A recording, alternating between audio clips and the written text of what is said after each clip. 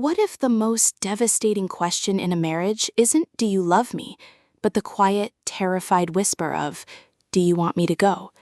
A plea that holds decades of unspoken grief, loyalty, and the unbearable weight of loving someone whose mind is slowly erasing you.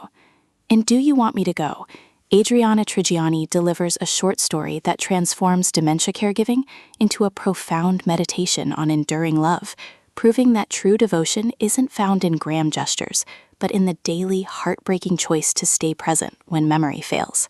This isn't merely another tearjerker about loss.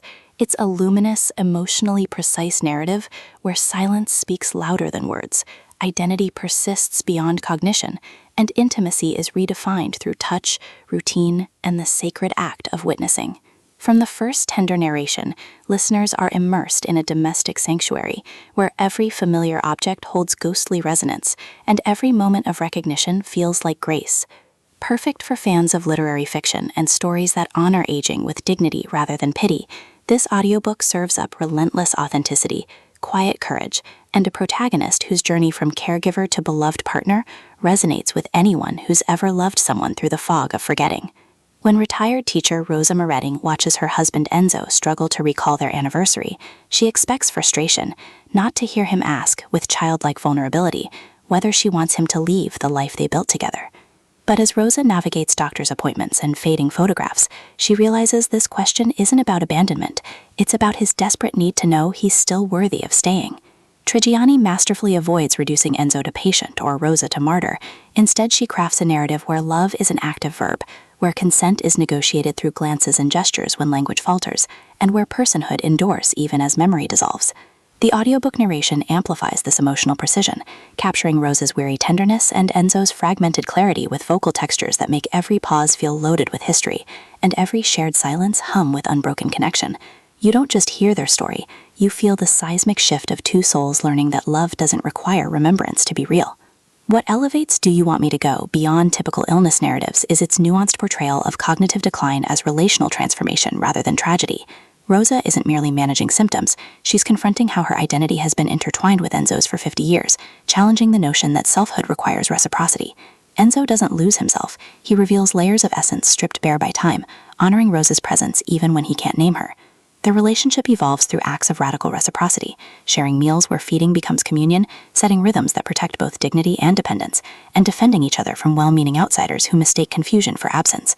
Supporting characters add vital texture, adult children navigating guilt and gratitude, neighbors whose small kindnesses sustain them, even their home itself, rendered as living archive whose walls absorb echoes of laughter, arguments, and lullabies. Every interaction reinforces the story's core truth. In love shaped by impermanence, presence is eternal, and belonging begins when you stop demanding proof. Even the domestic details serve thematic depth, with folded laundry mirroring emotional care, and morning light becoming metaphor for fleeting moments of lucidity. For audiobook listeners, this production is pure auditory sanctuary. The narrator embodies Rosa and Enzo with remarkable distinction. Rosa's voice carries steel wrapped in dawning softness, while Enzo's timbre shifts between confusion and sudden piercing clarity, making their bond palpable even in disorientation. Sound design enhances atmosphere without overwhelming intimacy. Distant church bells marking temporal anchors, rain against kitchen windows during vulnerable exchanges, the hushed rustle of photo albums syncing with breath during moments of recognition, all anchor emotional stakes in sensory reality. Pacing mirrors the rhythm of caregiving, deliberate during routines and reflection, then gently accelerating as external pressures collide with internal breakthroughs. Whether you're commuting through daily tasks or sitting in twilight stillness, the audiobook creates a portable haven where slowness feels sacred and presence feels like gift. It's storytelling as embodied validation, transforming passive listening into active participation in a love story that honors both loss and legacy. Ultimately, Do You Want Me to Go redefines literary short fiction by centering elder love within frameworks of cognitive change. It satisfies cravings for emotional payoff and hopeful resolution, while delivering substantive commentary on aging, marital identity, and the radical act of choosing someone when they can no longer choose you back. No prior knowledge of Trigiani's work is needed. It stands confidently as a complete emotional odyssey. If you've ever wondered whether love can survive forgetting, or if true commitment requires being seen when you're unseen, this audiobook will affirm that sometimes the most powerful answer to Do You Want Me to Go is simply staying.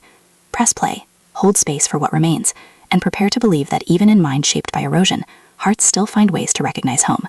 Your next favorite story isn't waiting in perfect recall, it's waiting in the brave, trembling choice to love beyond memory.